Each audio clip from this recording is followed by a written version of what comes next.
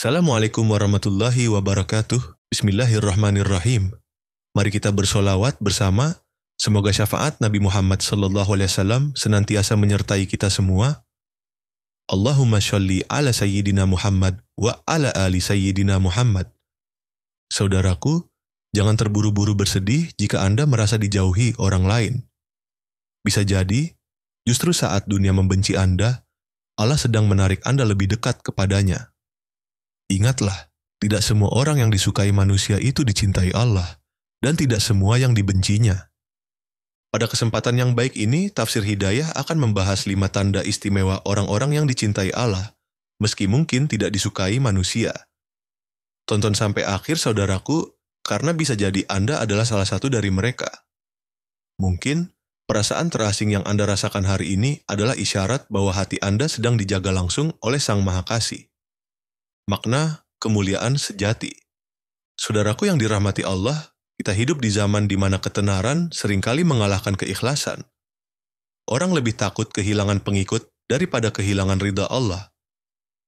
Namun, dalam pandangan makrifat, kemuliaan bukan tentang sorotan atau tepuk tangan, melainkan tentang bagaimana Allah memandang hati kita saat kita sendiri, tanpa kamera, tanpa pujian.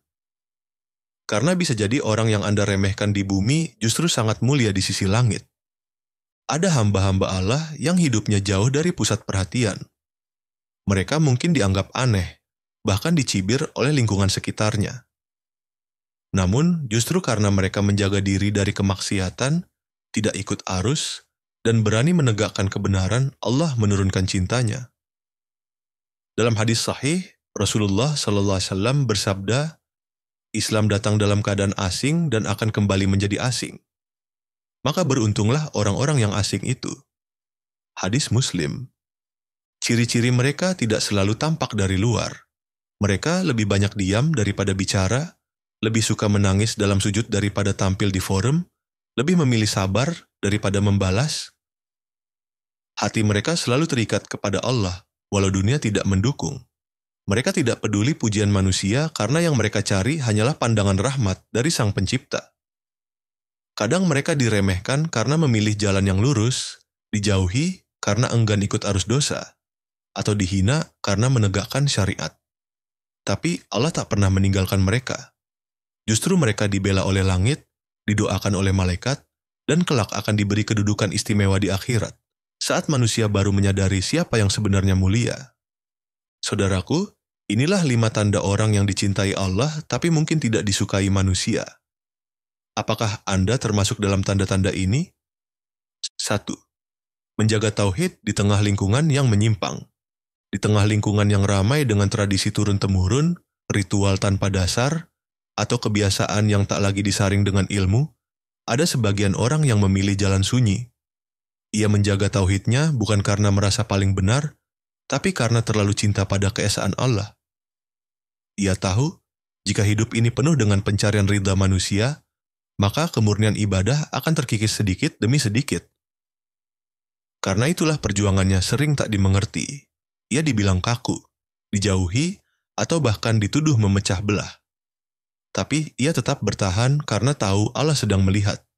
Seperti Nabi Ibrahim yang berdiri sendiri di hadapan kaumnya, menghancurkan berhala lalu dibakar. Tapi justru dari keteguhannya lahirlah keturunan para nabi. Karena Allah tidak butuh banyak orang, tapi butuh satu hati yang tulus menjaga tauhidnya.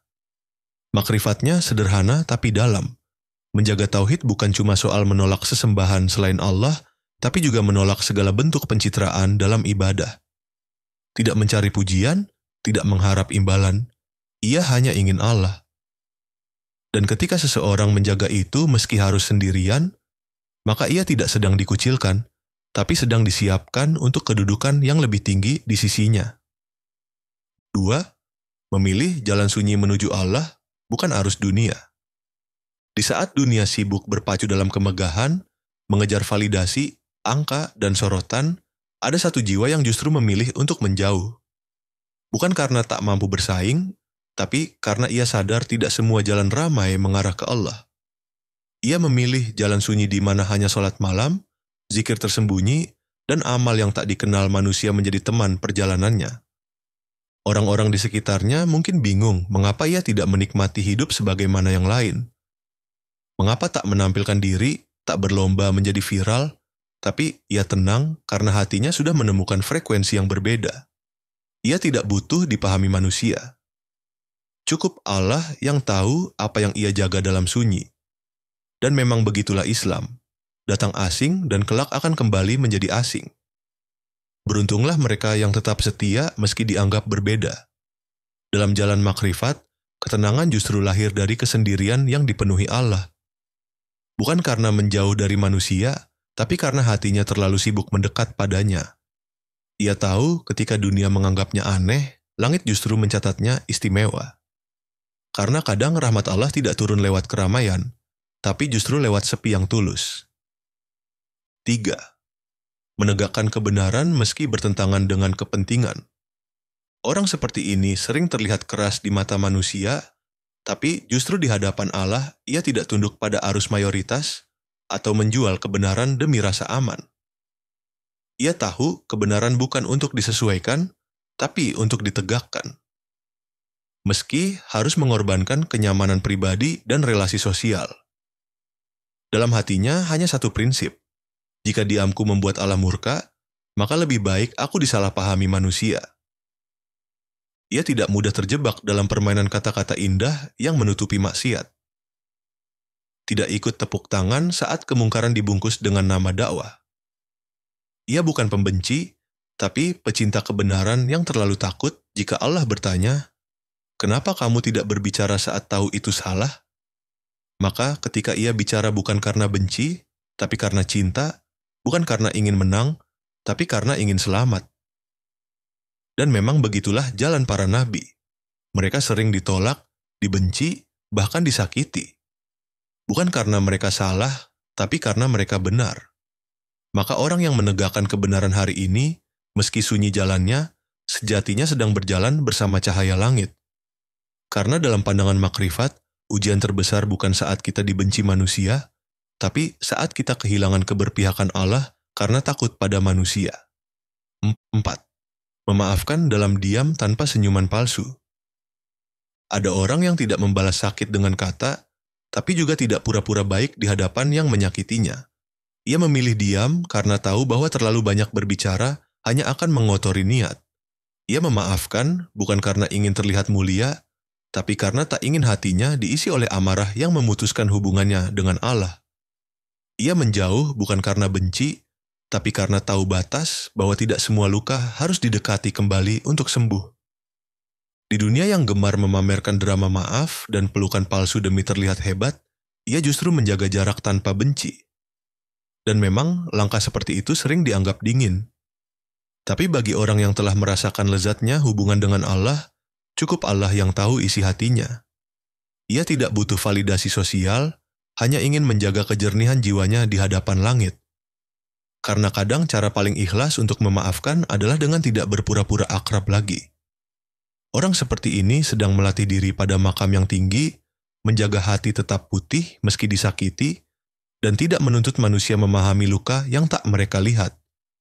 Ia tidak memelihara dendam, tapi juga tidak menjual kesakitan untuk mendapat simpati. Dan sungguh, diamnya adalah bentuk zikir dan maafnya adalah bentuk ibadah.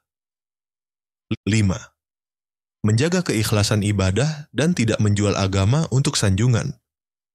Orang yang seperti ini sangat langka di zaman ketika ibadah bisa dijadikan konten dan dakwah pun bisa dikemas untuk viral. Ia tetap istiqamah menjaga keikhlasan meski tidak mendapat tepuk tangan.